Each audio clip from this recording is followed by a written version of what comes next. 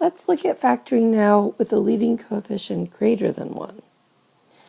And so we're still going to start with using our x, but here, instead of putting c at the top of the x, we're putting the product of a times c. And at the bottom of the x still goes the b. And then we're also going to use this in conjunction with a box. And we'll call this the x box method. But in the box, to set that up, the top left square will always have the first term, so ax squared.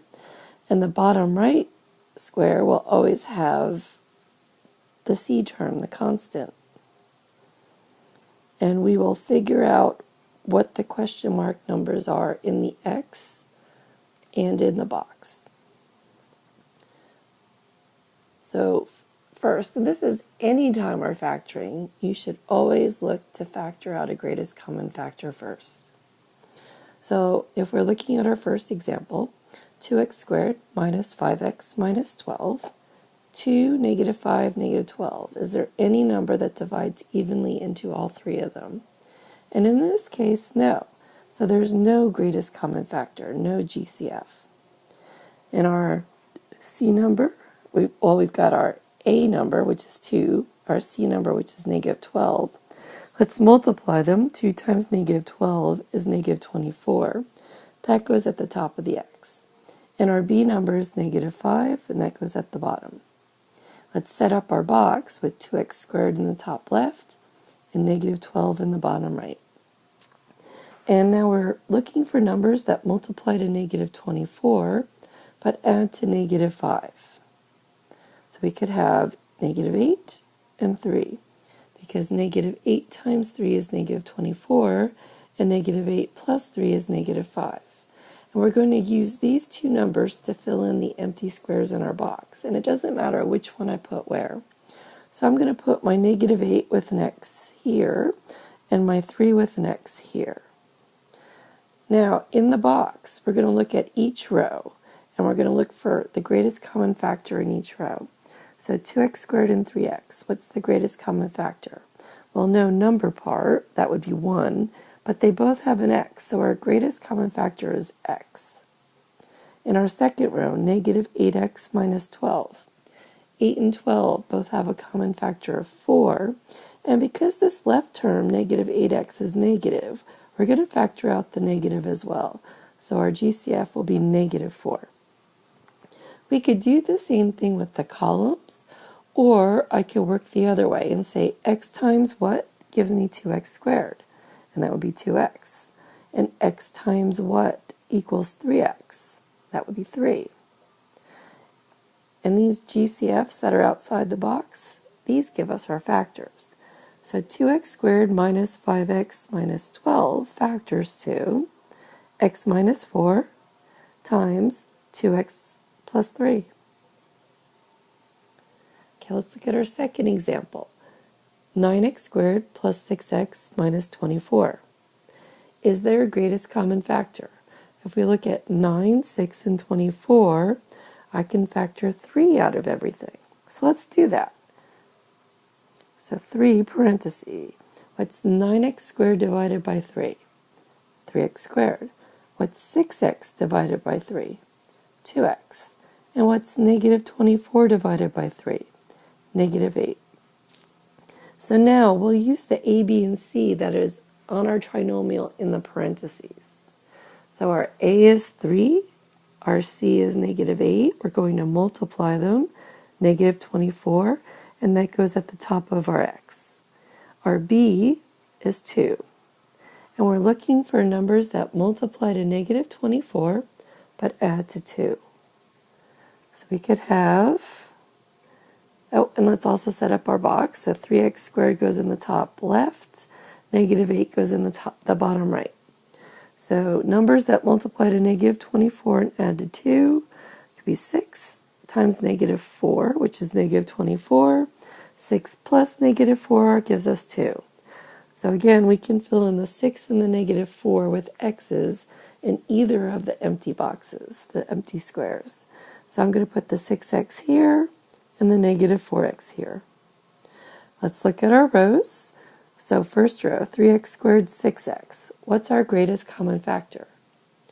Well, here it's 3x. And then on our second row, negative 4x minus 8, what's our GCF? 4, and again, because our left expression is negative, we're going to factor the negative out as well. So our GCF will be negative 4. We could do the same thing with the columns, or 3x times what gives us 3x squared? X. 3x times what gives us 6x? 2. Okay, so then we'll write our factors, 3x minus 4, x plus 2, and then don't forget about this 3, the GCF that we factored out. That needs to come down and go out in front. So 9x squared plus 6x minus 24 factors to 3 times 3x minus 4 times x plus 2. Okay, let's review a few special cases as well. So difference of squares and perfect square trinomials. If we look at our A example, 4x squared minus 9, I have a perfect square, and a minus in between. This is a difference of squares. And the format says, set up 2 sets of parentheses, and let's take the square root of 4x squared, that's 2x, put it in both parentheses. What's the square root of 9? That's 3, put that in both parentheses. And then one set of parentheses gets a plus, and one gets a minus. So 4x squared minus 9 factors to 2x plus 3 times 2x minus 3. I didn't say it explicitly, but you should always hear, like, anytime you're factoring, look for a greatest common factor. We didn't have one here. Let's look at 9x squared plus 24x plus 16. Is there a greatest common factor? No. It's not a difference of squares because there's 3 terms. It could be a perfect square trinomial because the first term, 9x squared, is a perfect square, and the last term, 16, is a perfect square. Okay, so let's look at the form. We've got pluses here, so it's the first form in our perfect square trinomial box, which means one set of parentheses with a squared, and we're going to have a plus in the middle eventually. But we need to take a square root of 9x squared, which is 3x, the square root of 16, which is 4, and because we had pluses, we need to put the plus in between the terms. So this could potentially be our factored form, but we need to check something. We need to check to see if the middle term, 24x, equals 2 times the first times the last term in the factored expression we have. So, is 2 times 3x times 4 equal to 24x? Yes, it is. So 9x squared plus 24x plus 16 factors to 3x plus 4 parentheses squared. Okay, one more. 8x squared minus 24x plus 18. So 8, 24, 18, is there a greatest common factor? Yes, we can factor out a 2. Let's do that. What's 8x squared divided by 2? 4x squared. What's negative 24x divided by 2? Negative 12x. And what's 18 divided by 2? Positive 9. So now let's look at our expression in parentheses. It's a trinomial. Our first term is a perfect square, and our last term is a perfect square. So let's set it up and see if it is a perfect square trinomial. So I'll put the parentheses with the squared. There's a minus, so there'll be a minus between the 2 terms. Okay, what's the square root of 4x squared? 2x. What's the square root of 9?